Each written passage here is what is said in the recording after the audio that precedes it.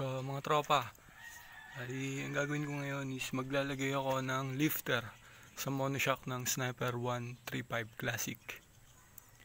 Kasi may mga nagtatanong sa akin kung paano daw lagyan ng lifter.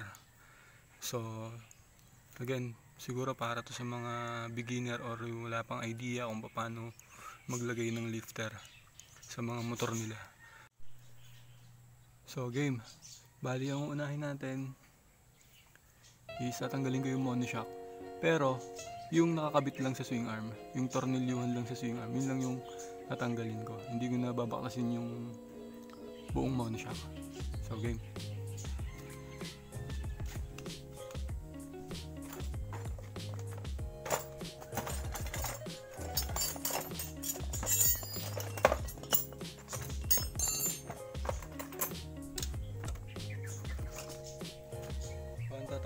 Tataka kayo bakit may goma dito.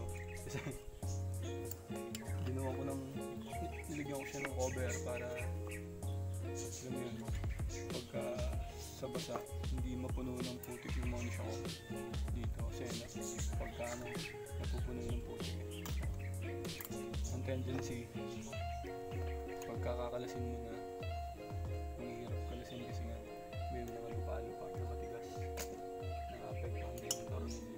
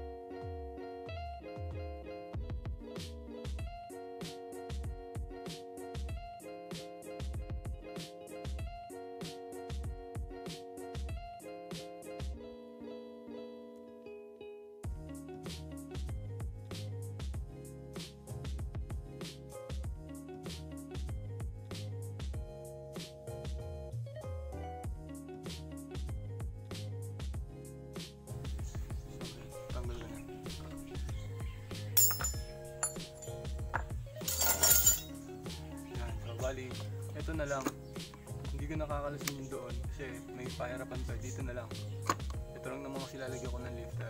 Kasi pag doon nahirap kakalasin ko pa yung fairings. So ito dito lang. Palagyan na natin ng lifter.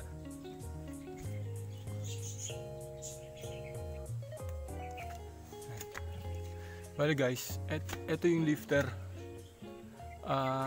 May magtatanong sa akin saan doon nakakabili na ito. Sa mga motor shop, may mabibili kayo na ito. Sabihin nyo lang lifter. Ngayon, itong gagamitin ko is pang dual. Dalawa kasi yan pang monoshock tsaka pang dual shock. So wala kasi akong makitang medyo mababa yung level nung lifter na pang monoshock. Kaya ang ginawa ko, bumili na lang ako ng pang dual. Ito, mas mababa. So mula dito sa butas na to, tsaka dito, yun ang pinaka level niya. So mga ganyan yan. Yan sa gitna. Siguro to mga 1 o kaya 1.5. Siguro 1 inch mga ganun or 1.5.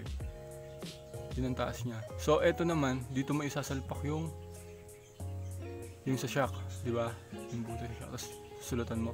Ngayon etong pang dual na to, hindi to kasya dun sa dito sa pinakabunganga ng monoshock. To dito. Hindi yan kakasya dyan. Kaya ang ginawa ko guys, masasayang hindi kasya. Ibinuka ko lang siya. Ayan, ganyan. Ibinuka ko lang. So kung magkakabit kayo tapos pang dual ang gagamitin nyo, ibuka nyo lang. Ayan. Ito gagamitin ko dun para magkasya. Yun ang ginawa ko. So kabit na natin.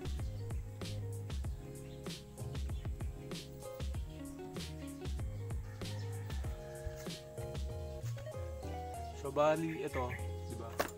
Ito. to, pinaka butas ng monoshock. So ganyan yung mangyayari dyan. So pag binuka mo to, i-level mo na lang sa lapad ng ano, ng monoshock mo. I-level ko siya. Stock monoshock to ng 135 Classic. So yan. So ganyan siya.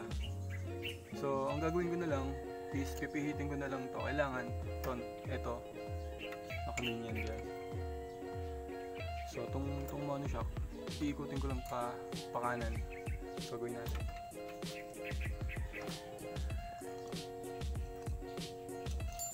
Kung meron kayong ganito para hindi na kayo mahirapan paano iikutin kasi medyo matigas to. Hindi to kaya ng kamay. Gamit lang kayo ng mga parang diba? So dito, kuha kayo na medyo maikse siguro.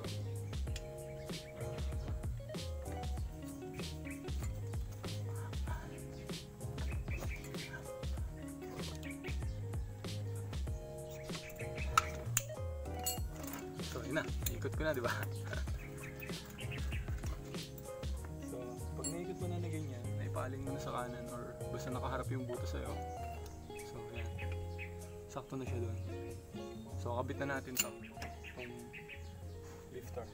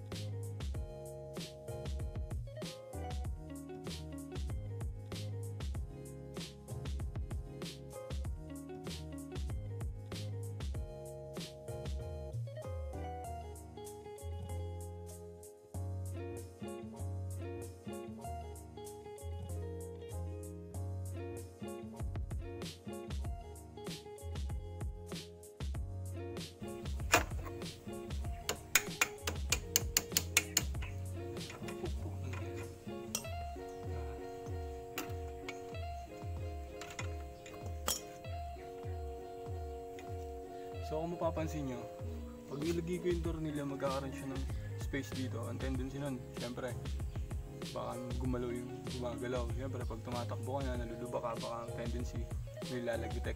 So ang kailangan lang dyan is mga spacer, washer, tsaka spacer na maninipis. So lalagyan ko na siya ng spacer.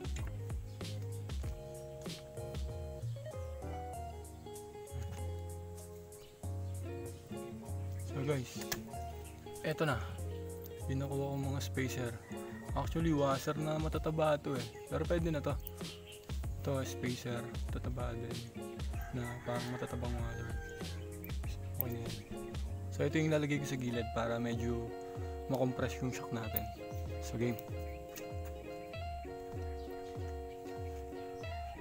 Ito may hirap dito kasi pag isusurot mo na to, tapos wala kang katulak. Siyempre may hirap yung gumulagan. So ito, gawin nyo, ganito muna, yabang nyo na to.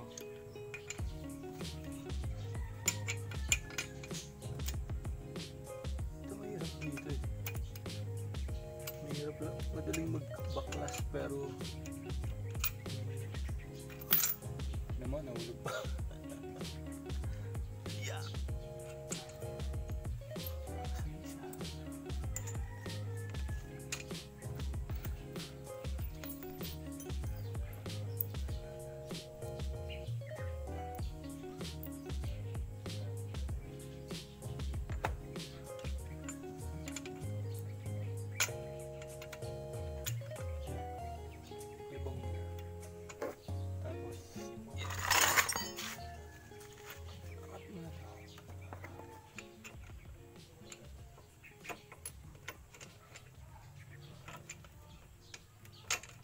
Yan. Pumasok na yung isa. So lalagyan ko na lang yung kabila.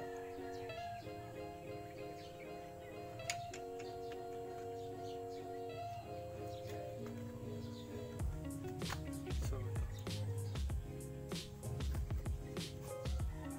Pwede naman kahit isa lang kung depende dun sa kung saan kasya.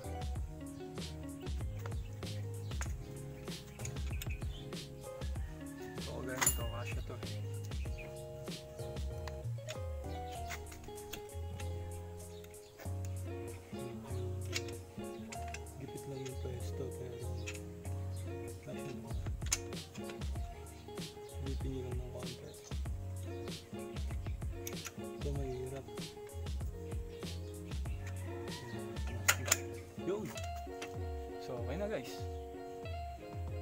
So wala na siyang masyadong uga kasi nga nagkaroon na tayo ng spacer dun sa magkabilang gilid. So pag hinigpitan mo yan, makakompress na. So wala na siyang, hindi na siya para umalog, ganun na nakakailang na may tutunog-tunog.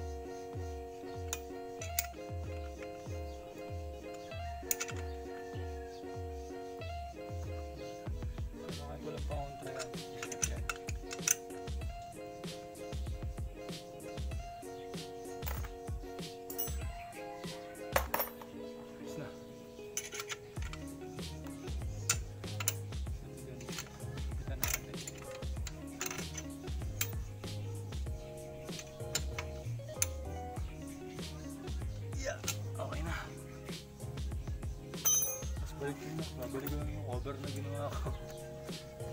Patawang cover. Yeah. Para maiwasan yung maruming monoshock. Kaya ako ginawa ito. Pwede nyo rin gayahin. Gawin nyo lang na mas maganda pa kasi nasa ginawa ko. Gawang tamad.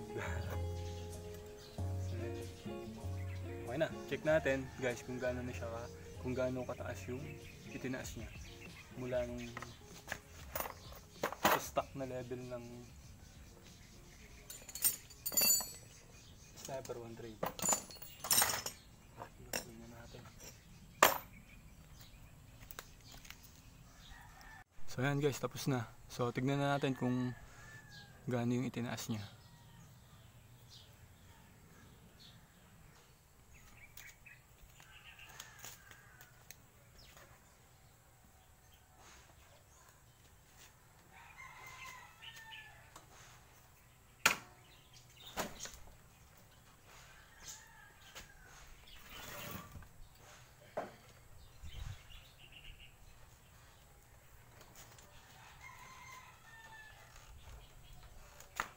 Medyo sakto sa height ko. So yun, medyo tumawad ng konti. Ayos lang, sakto lang, hindi naman masagwa para sa akin Tsaka sumakto siya sa height ko yung level ng taas niya sumakto. So yun guys, sana nakatulong yung video. And kung nagustuhan niyo yung video, please subscribe to my channel.